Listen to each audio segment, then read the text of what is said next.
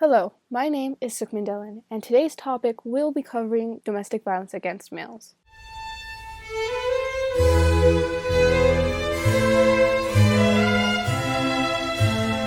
Today's topic will cover domestic violence against males. Why is it that there's no support for male victims of domestic violence? Why is it so difficult for people to understand these victims? And why can't they speak out against their abusers?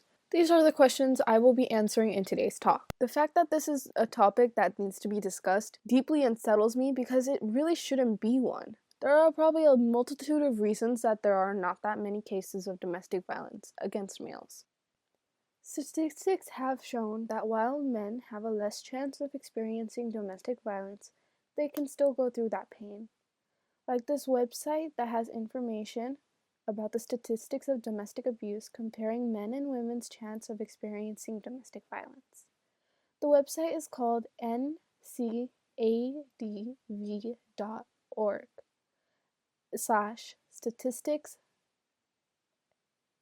Evidence is shown on the website such as, quote, 1 in 4 women and 1 in 9 men experience severe intimate partner physical violence, intimate partner contact sexual violence, and or intimate partner stalking with impacts of such as injury, fearfulness, post-traumatic stress disorder or PTSD, use of victim services, contraction of sexually transmitted diseases, etc., end quote, is one example shown on the website. The next example shows, quote, 1 in 3 women and 1 in 4 men have experienced some form of physical violence by an intimate partner.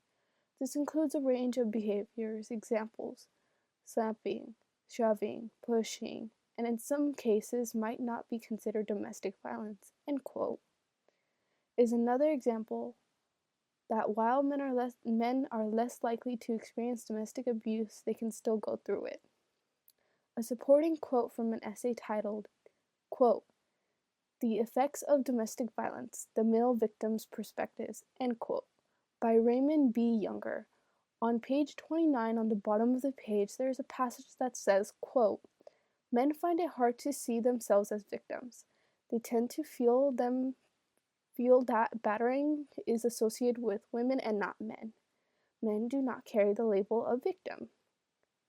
Men who are bisexual or gay believe that they deserve the abuse that they have to endure because of their sexual orientation.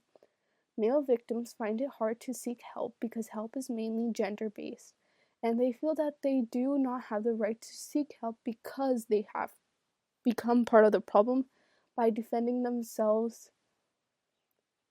Parentheses, Hamburger and Renzetti, 1996, parentheses, end quote, shows a detailed version of why men don't call for help and why is it difficult for them to seek help.